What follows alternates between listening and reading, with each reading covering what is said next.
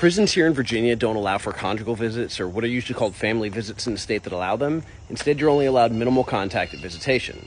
You're allowed one hug, one kiss, or one handshake upon entry, one hug, one kiss, or one handshake upon leaving.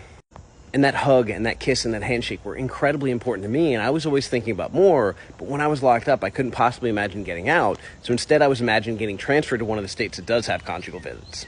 Because the way the Interstate Compact works is if you have no family in the state you're incarcerated in, but you do have family in another state, you can request an Interstate Compact, you can pay for the cost of travel, and you can be transferred to that state to be closer to your family.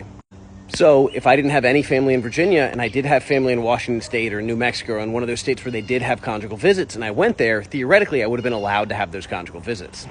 And at one point I was in a relationship with a woman, and we were trying to figure out, hey, if I got to spend the next 20 years in prison, how can we spend more time together? How can we make this relationship actually work? And our idea was to get to a state where we could have family visits, and once a month we could actually be in that trailer together for the entire week.